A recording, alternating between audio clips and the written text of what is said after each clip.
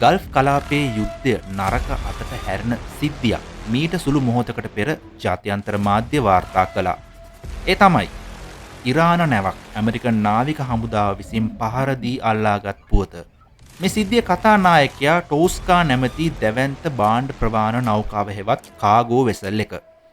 American නාවික හමුදාව යොදා තිබෙන නාවික බාධකේ මායිම් නොකර ඉරාන දජය ලෙලදෙවමින් මෙම නෞකාව ගමන් කරන ආකාරයත් ඇමරිකන් නාවික හමුදාව විසින් නෞකාවේ නැවියන්ට එහි එන්ජින් කාමරය අතහැර යන ලෙසත් තව මොහොතකින් එන්ජින් වෙත පහර දෙන බවට අනතුරු හඟවන වීඩියෝ දර්ශන සමාජ මාධ්‍ය පුරා සංසරණය වෙනවා.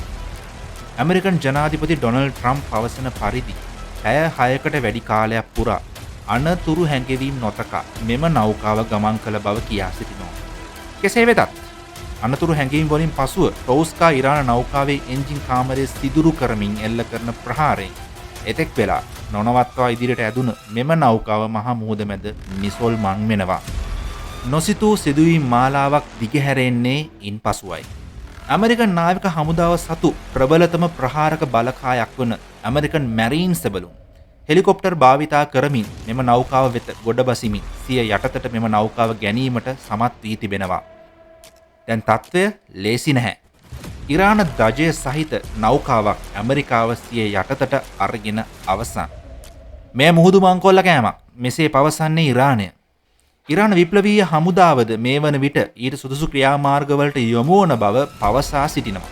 මේ සිද්ධියත් සමග Taman සාම කතාවලට එන්නට කිසිදු සැලැස්මක් නැති බව ඉරානය කියා සිටියේ පුරා දින ගණනාවක් ලෝකයේම බලා සිටි පාකිස්තානයේ පැවැත්වීමට කටයුතු යොදා තිබූ සාම සාකච්ඡාවලට නැවතීමේ තිතක් තබමින්.